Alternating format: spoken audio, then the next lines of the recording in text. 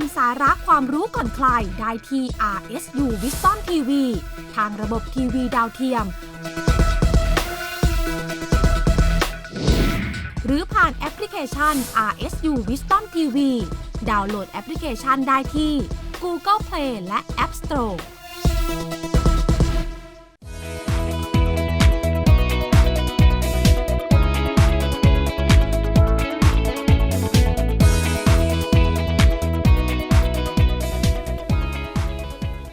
Welcome back. You're watching the ASEAN Challenge. As for this part of the program, we'll be taking a look at the ASEAN interview. We have a very interesting topic that we'll be covering this week about terrorism in the ASEAN region, one of the highlighted topics in which is ongoing around the world. So we'll be taking a look at some viewpoints and getting to know more about the situation from the expert.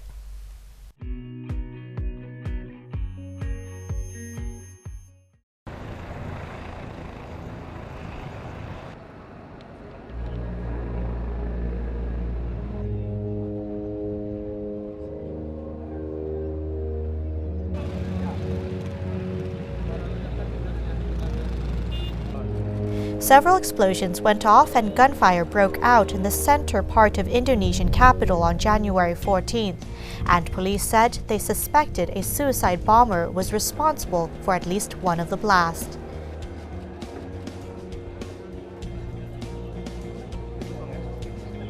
Media said 6 bombs went off, and a Reuters witness saw 3 dead people and a gunfire going on. One blast was in a Starbucks cafe, and security forces were later seen entering the building.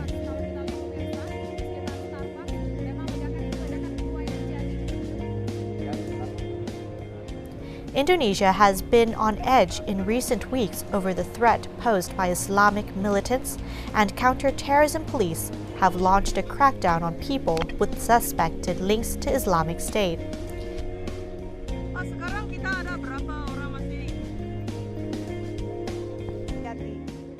Indonesian police on Thursday arrested 4 suspected militants believed to have been involved in the gun and bomb assault. The last major militant attacks in Jakarta were in July 2009, with bombs at the JW Marriott and Ritz-Carlton hotels.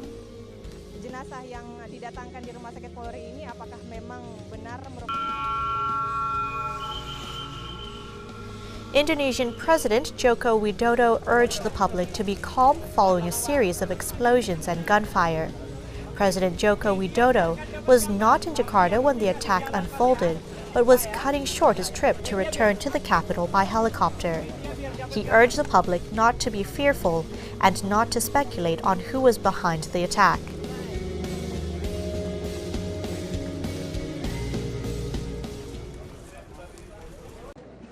Kita semuanya juga mengecam tindakan yang mengganggu keamanan masyarakat, mengganggu. He said we condemned these attacks that have disturbed the peace of society, and we want to spread this message to the nation and society. I ordered the authorities to catch those responsible for the attacks and even those out there that are involved in this. As we a country, we should not be frightened by what has happened. This act of terror, we should stay calm because everything will be under control. Yang ada di jaringan-jaringan ini. Negara, bangsa dan rakyat, saya kira kita tidak boleh takut.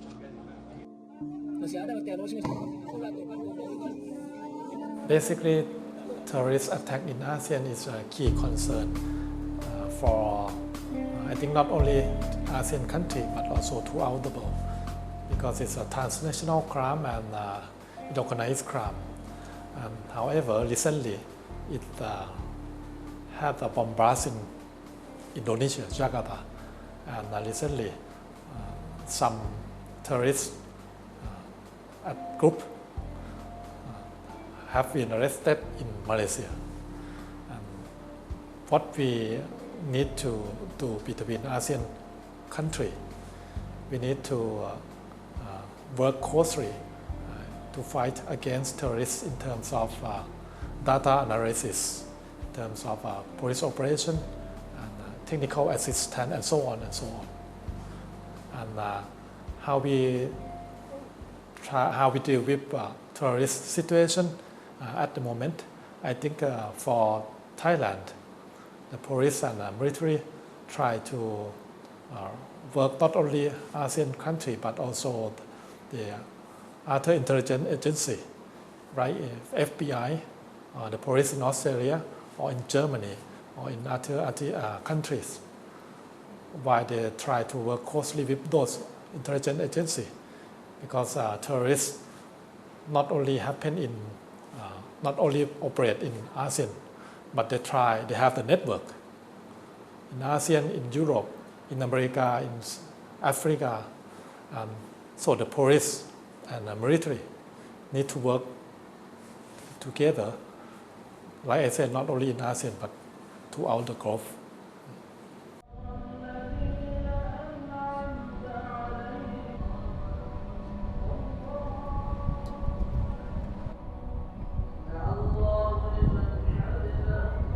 Australian Foreign Minister Julie Bishop condemned the attacks that took place in Jakarta on Thursday, January 14th, and has offered assistance if Indonesia asks for it. I confirm that the Australian government condemns these horrific attacks and that we stand with Indonesia in countering terrorism and will do what we can to support them in the investigation as to how this occurred and who is responsible. I have been able to confirm that at this point no Australians have been affected by this attack, and our embassy in Jakarta, and I've spoken to our ambassador, has confirmed that all Australian and locally based staff attached to the embassy are safe, as are their families, but we have no reports of any Australians being involved at this point. We've offered law enforcement, intelligence, security support should they need it.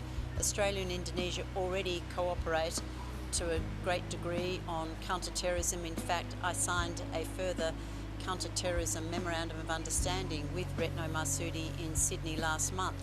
So we also have an Australian Federal Police team based in Jakarta, and we've offered whatever support Indonesia may need in relation to these attacks.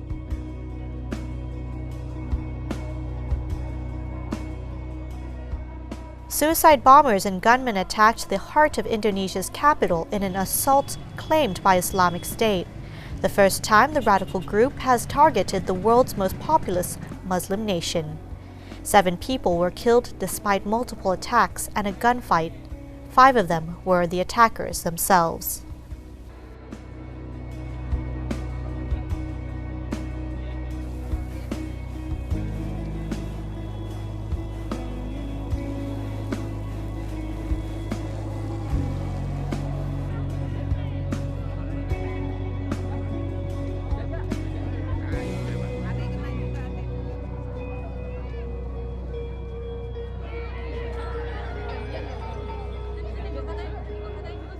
On Friday, January 15th, media reported that 3 people suspected of plotting an attack were arrested before dawn in Depok, just south of Jakarta.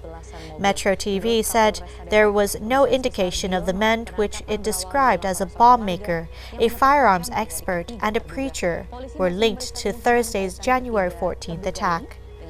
Experts agreed that there is a growing threat from radicalist Muslims inspired by Islamic State, some of whom may have fought with the group in Syria. However, they said the low death toll on Thursday pointed to the involvement of poorly trained local militants whose weapons were crude. Public security is a key issue of ASEAN country. So we need to develop our cooperation about the public security. So including fighting against terrorist attack. What we are doing at the moment, we set up the key contacts between the country members.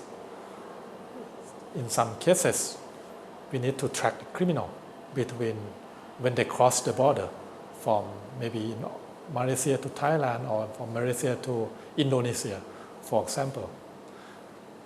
And then we can share the data between our ASEAN country, and then we can share the network, the data, and link to the terrorist network. And we can, what we need to focus on, we need to have more police operation and collaboration between Europe and in Africa, like I said. So public security is a key concern, but we cannot fight the terrorists alone. We need to have more collaboration. On the 17th of August 2015, a bomb took place inside the Erawan Shrine at the Ratchaprasong intersection in Pathumwan District, Bangkok, Thailand, killing 20 people and injuring 125. Surveillance footage showed a suspect leaving a backpack at the scene shortly before the explosion. Most of the victims of the explosion were tourists visiting the shrine. So we talk about the Ratchaprasong case. So it just happened in Thailand, in Bangkok. I think we have a few main issues that need to be discussed. One is about the standpoint of political arena in the globe. Thailand should not take too much side to the US, Europe, or Middle East, but we need to be clear. This land is for everyone, not for European country or not for people from Middle East, but for everyone. You can come and you can travel around Thailand. We welcome every people, every person from every country. That is the first point. And the second one, we need to create the strategic plan for crime prevention. The police throughout the world agree that they cannot fight terrorists alone. We need to get more support from the public. In other words, public participation is a key issue to deal with criminal phenomena, not only in Thailand, but throughout the world. As I said earlier, transnational crime and organized crime are related to terrorist attack, and how we deal with all of these key crime. So what we try to do, the police and intelligence agency need to get more data from the public and need to get more support from the police in neighboring country, and so on and so on. One more thing that I would like to discuss. Many people have the question in their minds: it's going to happen again in Thailand, like Ratchaprasong case? Nobody knows. What we can do, we should try every effort to prevent serious crime like this, like bomb blasts or organized crime or transnational crime. This is the land for everyone, not for terrorist group or not for a specific minority group, but for everyone, like I said. So back to the first point, for the standpoint of political arena of Thailand.